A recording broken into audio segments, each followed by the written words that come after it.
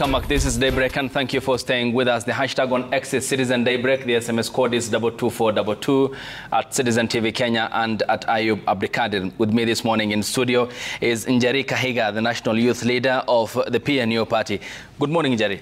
Good morning, too. Lovely having you here on the broadcast. What a time to have you and your colleagues here on the broadcast. Hussein Khalid is the Chief Executive Officer of Vocal Africa and also who actively calls for good governance and accountability. Good morning, Hussein. Good morning. Lovely having you here. Thank you. Daniel Orogo, up top is governance commentator and analyst. Good morning, Dan. Good morning. Lovely having you. Pleasure this morning. Pleasure to have you here on the broadcast as well. Eugene Oponyo is the chairperson of the Wazalendo movement. Good morning, Eugene. Good morning. Lovely having you here as well. Mark Ouko is also a youth coordinator at the National Students' Council. Good morning, Mark. Good morning. Lovely having you because education is also a key matter.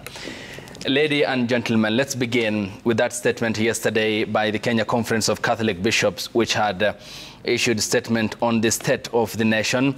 They pointed out overtaxation, human rights violations, stifling freedom of speech, corruption, culture of lies, political wrangles, and misplaced priority. In comparison to a similar statement 1 year ago, which they highlighted the high cost of living, overtaxation, jobless youth, challenges in the education sector, protecting the dignity of Kenyans, what the government said failed to do, rising insecurity, and stifling freedom of speech.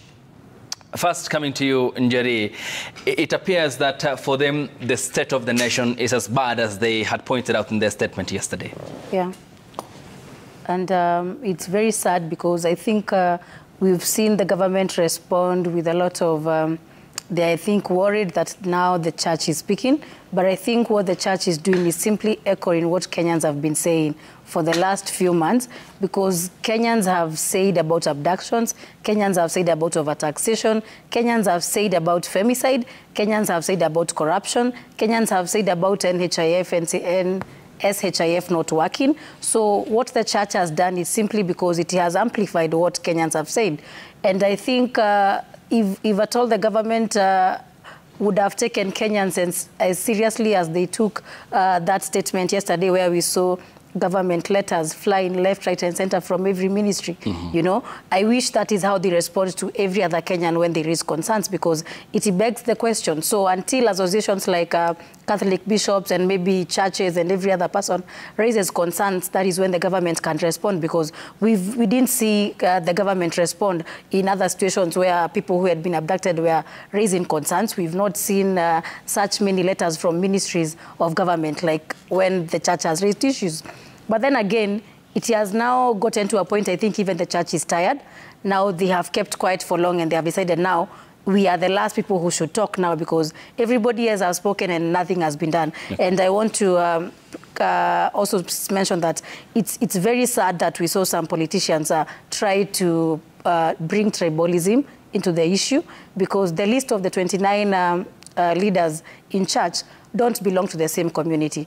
But we saw one politician and another try making it look like these people were very quiet during Uhuru's regime. Why didn't they speak out when things were not working out? You know, you cannot tell people because they kept quiet during a certain time, they should also keep quiet at this time. It's their right to speak out. It's their right to raise concerns, because at the end of the day, if somebody feel aggrieved, if things are not going at the right way, it's the role of the church to come in and tell the government, hey, I think you are going too far. And the things that the church is raising is because at the end of the day, when Kenyans are troubled, I think the first person we run to is our pastor, maybe. The first person that Kenyans run to is their leaders in the ministries.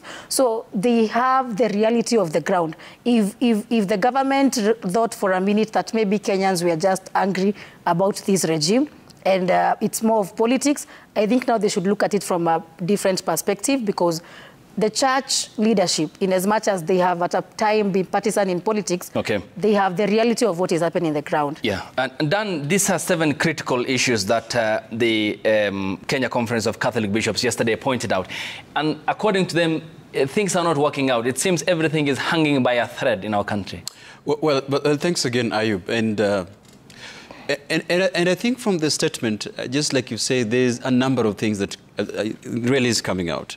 And first of all is to state that the church is part of the religion as a social institution that should be holding the political body to accountable. And as a nation, we've understood that from our history, especially from our liberation struggle, and especially holding accountability, religion has played a very critical component of this society. So the Conference of Catholic Bishops, I think, that issues a statement, and you could see the response that came out so huge, and the response that came out from each and every functionalities of the government. Yeah. So what does that tell you? That probably could be semblance of the truth by what is going on. And on the issue agenda that has been mentioned, and you've mentioned a number of them: police abduction, extrajudicial killing, and disappearances, the state of education, the state of health in our country. And so, would this be an important element to a pointer, Ayub? That even as that response came in, and it's so coincidental that yesterday, 2 hours too, the head of state issues that he is going to issue a statement of the national address next week. So that could tell you that indeed the church, and especially the Conference of Catholic Bishops, has touched the nerves of the truth concerning what is happening in this nation. And as my colleague has mentioned then, if we find ourselves at a state of where what we don't know is happening and the church has to unearth it, then it means that, can we question us as a political entity? Is our functions of government failing to hold each other accountable? Okay. What is the stake of judiciary? What is the stake of parliament? And what is the stake of other state agencies that should be tracing this to bring this to account? So I think that is just from my opening remarks to an observation that indeed the state of the national address is at its weakest point than before. So then it is a matter of just seeing and the responses. Let me throw a question on air as I conclude my opening remarks. That one, when an issue like this has been mentioned, it is very low for a political class to try to religionize the response and providing a skeptic attack to a church, especially a Catholic church. That is very uncalled for, and that was very unfortunate. You saw the attack from the Senate Majority Leader. And I think if we find a platform, let us as citizens of Kenya condemn that in its utmost condemnity, that is not right.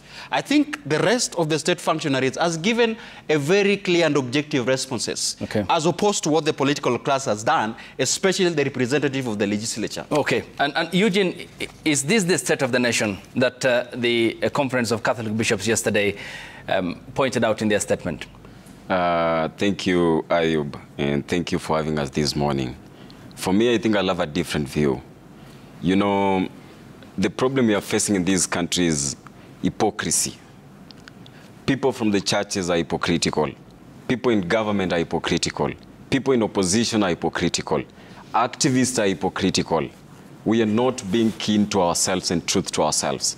Even that's why we formed our movement, Wazalendo Movement Africa, because that patriotism aspect of it is no longer in people's reality. Why am I saying this? Look at these bishops. They come from the Catholic diocese. These are people who own hospitals. These hospitals benefit directly or indirectly from the government contracts. So let's be realistic in what we're doing. As much as, yes, we agree the country is not in a place we want it to be, these are not the people to try to point out the nitty-gritties or the rot in government. Yes, everyone has that right to do so, but then look at it from this point. Young people have been on the streets. Did you see the Catholic bishop speak? Young people have been abducted before, even during Uhuru's regime, during all these other regimes. Did they speak? Why are they speaking right now? As much as we can say President Ruto has his own issues he's trying to deal with to bring the government into action, let us also as young people, let us also as Kenyans realize that we cannot be complainers in our own country. What have they done in their own capacity as bishops? They run institutions that have people. I agree the hospitals are so good, unlike the public hospitals. But then look at it. Why are they speaking when the SHA has been revamped? If you look at it keenly, this SHA and SHIF coming up from NHIF, even the president himself during the NHIF was only allowed to pay anything from 500 shillings. Someone who is being given a salary of 1 million, why should they pay for SHA or for NHIF and then for 500 shillings like just the common person like I am? Okay, yes, Eugene, you're talking about the contributions to the Social Health Insurance Fund, but ideally this is the question then, because they pointed out 7 key issues, and that was overtaxation, human rights violations, stifling freedom of speech, corruption, culture of lies, political wrangles, and misplaced priorities. You have pointed out the nexus between them running hospitals by any chance, and they are more organized than other healthcare institutions. But are these 7 not the real issues today affecting the common man in Kenya? They are the real issues. But what I'm trying to say is, we can't just be looking at the negativity of everything. There is a lot the government has done from the positive perspective. Just being optimistic. Look at it, even the SHA itself. Look at the prices of foods. You understand? Okay. Even I Am a Farmer, was the Little Movement Africa is a movement that we are dealing with smart farming. There is a lot of food out there we can't even sell our produce, just simply because the president tried to lower the price of fertilizer. In the last regime, the fertilizer alone was 7,500. So as much as they're talking about overtaxation, I agree. At some extent, there's a series of overtaxation happening. But then, we cannot develop our country without taxes. You don't want the president to borrow. You don't want the president to overtax us.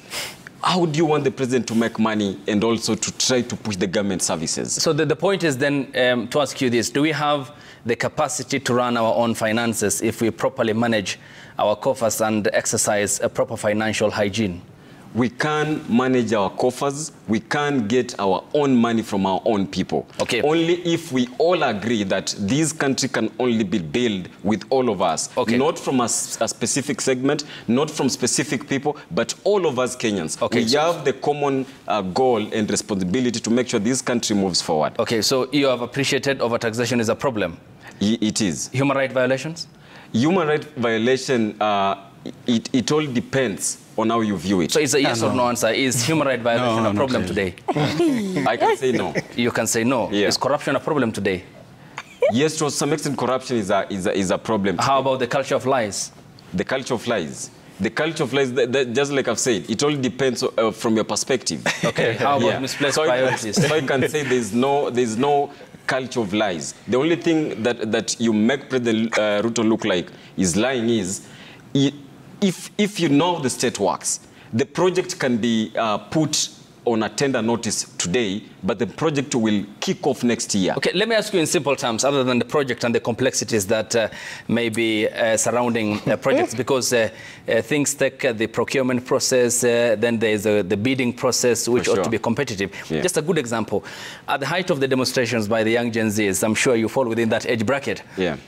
The president in Nakuru County said that the Ford Foundation, based in the United States, is funding these protests. Yes. He even said they either shape up or ship out. Was it a lie? In Washington, okay, just hang on, I'll ask you the question, I'll give you the time you respond. Okay.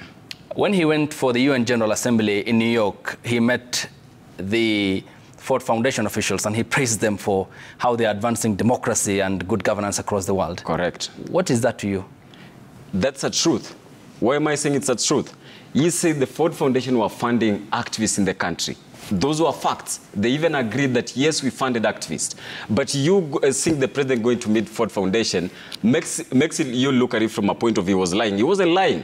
He was saying Ford Foundation funded activists in this country, funded organizations, but these organizations did not use their money well. That's why he had to sit down with Ford Foundation to say, yes, you gave out money to our people to push for democracy, but that money wasn't spent well. For instance, even here, Khalid Hussein, they had over 30 coffins with Honorable, not Honorable, but Boniface Mwangi in Nairobi CBD. Who procured those coffins? Is the problem the funding? Who paid for those funding, Eugene? To get it right, is the problem the funding or how the money was spent? I just want to get it clear. How the money was spent, I run an NGO, I know those guys take care and they are keen on how you spend your money. So you cannot So there was no problem in funding those organizations? Sorry? So there was no problem in funding those organizations? There was no problem in Ford Foundation funding those organizations. There was no problem in President Ruto meeting the Ford Foundation and telling them, look, the money you gave to our people, it wasn't used for the right purpose. Okay. It was used for the wrong purpose. I get it, but there's clear contradiction in your own statements. Yes, Hussein. Thank you very much. As I've been mentioned adversely. First of all, let me congratulate the Catholic bishops for breaking their silence, for coming out boldly, and to give their position on the deteriorating state of the nation. It is indeed very, very worrying now that we even have the religious leaders coming out. And for me, of all the 7 issues that you've listed down, what's significant to me is the culture of lies. At no point in time in the history of our nation have the people, not trusted the government of the day than now at this point in time. I think that is very clear to everyone. Imekuwa ni serikali ya uongo. Everywhere you go, comedians, nimetenga, nimepanga, and this and that. This, for me, from the human rights perspective, and I don't know if anyone can refute this, the president said victims, particularly those who are killed in the protests, the government will be there for them. Not a single person has even been contacted. This is the president who said parastatals will be cut down by over 50%. We're not even looking at election promises. We're looking at promises that were made 2-3 months ago. He said anyone over 60 will not be hired. A week or 2 later, people were appointed to the cabinet over that age. So it is a fact. Anyone who tries to refute that this is a government of lies is embarrassing himself. It is very clear, and at no point in time, I need to repeat this, have the people so mistrusted their government than presently where we find ourselves today. And back to civil society and funding and all that, Ayub, what we saw in this country, even if Ford Foundation blocked its entire budget, because Ford Foundation, the office we have in Kenya, covers Eastern Africa. Even if it blocked its entire budget to fund those protests, they wouldn't be able to. Because millions of Kenyans, if you look at every town, people who came out to the streets to say no, to reject the finance bill, there is no way, not even the government itself could have funded, give people transport, give them their phones, go online, and to do that, it is impossible. These were people who came out because they were tired of what was happening in this country. And they wanted their voices to be heard, particularly the Gen Z. And they said, enough is enough. So anyone who comes out here to tell us, whether you are the president or you are a sycophant, you come out to say so-and-so funded these protests, you are lying to Kenyans, because it is impossible to actually mobilize millions of people to come out in the same way, to say the same thing. That is actually impossible. All right. But that culture of trust, culture of lies, for me, of the 7 issues, because if you don't trust whoever is supposed to be governing you, what else do you have? You will have total breakdown. Okay. And Mark, I come to you because you are the National Students' Council Youth Coordinator. And yesterday there was also the mention of the university funding model, which the Conference of Catholic Bishops held, that is in a mess. Is that the situation from where you sit as the coordinator of the National Students' Council? Yes, thank you so much. Before I even get to respond to the issue about the new funding model, let me just give general feedback first of all in response to what the statement issued by the Catholic bishops. I think first of all, if we are as a country where the limelight of the media at the day is overtaken by a critic statement by the by Catholic bishops, it goes on to say that the constitutional structures that we have to do the role of oversight are not doing their jobs, because if we had a functional constitutional structure such as Parliament, which are supposed to be offering this form of critics when it comes to issues, say, of taxation, the issues about, say, on education, the issue about people being abducted, because it is the members of Parliament who are supposed to be coming to talk as the representatives of the people. It goes on to show that the constitutional structures that are supposed to be doing this work of criticism,